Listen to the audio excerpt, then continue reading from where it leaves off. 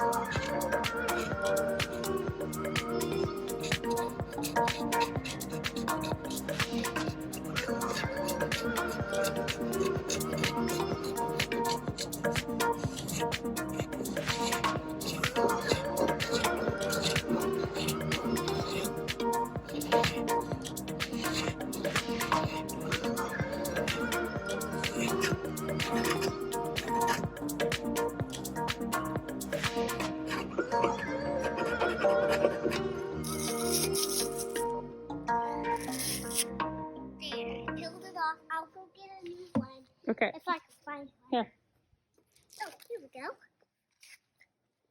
I'll put it on. Okay, try to line the holes up. Oh, they're not lined up. That's pretty good. Yeah. Oh no, this one. Okay, All there right. we go. I'm gonna put it back over. And turn it on. Well, that's it on quick.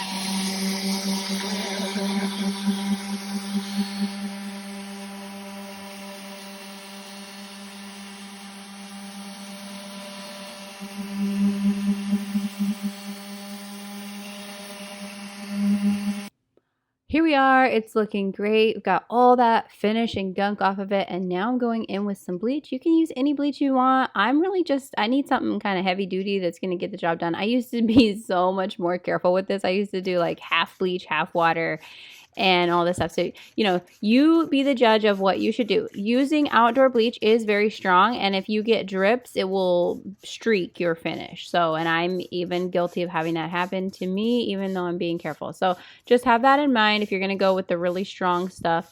I do like to apply it this way with the sprayer, because I feel like it goes less deep into the wood, if you know what I mean. So I'm not really damaging the wood. I'm damaging, maybe a couple of imagine a couple thick layers of varnish, right? Like it's that deep that I'm bleaching the wood, and the wood underneath is still intact and nice and healthy. And so it's just the outside that is getting the heavy duty bleach, which we know, is not good for wood. So I don't want to really soak it. That's why I like doing the spray on method versus brushing it on, but I'm not opposed to brushing it on either. And then here it was. I did bleach it 2 times, and some of the drawers are lighter than others. There is variation in the wood. You know how that goes. But I'm really happy with how this turned out, especially considering it was cherry. Now, at this point, so many people message and they go, hey, should I clear coat this because that's going to change the wood's color? And up until this point, I've been like, well, if you don't want to change the wood color at all, then no, do not clear coat it. Leave it raw wood. And if it's going in a bedroom, it shouldn't be getting water on it anyway, so you just have to treat it a little bit more carefully if you really want that raw wood look. But I figured for the sake of today's video, I would try out what everybody says doesn't change the color. So we're going to be trying general finishes flat out flat. I'm gonna lose an eye. Holy crap, that thing just hit me. Be careful. Be careful opening. This is the general finishes flat out flat. Top coat, it is, on the internet, that's what they all say does not change the color of the wood. Now, you guys have seen in some of my other videos, I'm sure many of you know by now, you can do a tan wash to neutralize the color and keep it from changing color when you add a clear coat. But a lot of times for me, that does hide some of the wood grain if you don't have like a strong wood grain coming out, like texture wise. So there are times where I really do just want it to look exactly like it looks. So here's the moment of truth. So far, it's looking pretty good. It's not turning yellow or anything like that. But I am applying it with a brush, which is basically the thickest application of a paint product you can do. So I wonder if spraying it would work better because it, again, like I was talking about with the bleach, it's not going to go as deep into the wood. And so I would like to try spraying this as well, but so far, I think this would be a really good option for somebody. And again, I'm having terrible weather, so I felt like this piece just never really dried fully, or it was like bleeding as I was going. That's the other thing that happens when you apply any kind of clear coat versus just leaving it. is it can cause bleed through, even though it's just a water-based clear coat. It just, that just happens with painting furniture. When you put the poly on, water-based or oil-based or anything, it can cause bleed through. So what I did was, okay, here, let's take a look at the before and the after. It's always so fun to do that, but this video is a little bit different because I went ahead and filmed the after just in case I ruined it. So that was just with one drawer clear coated, okay? I just want to be honest and upfront in this video that this after picture is just one drawer. The upper left is clear coated. Here is what it looked like after I clear coated all the drawers. And you be the judge. I don't know if it's my weather. I don't know if it's because I sanded differently on that drawer, or maybe it's just a different type of wood.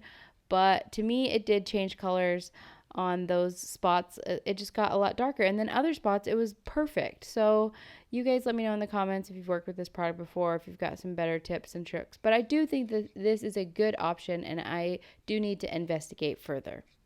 I will see you guys in the next video. Thanks so much for watching. Bye!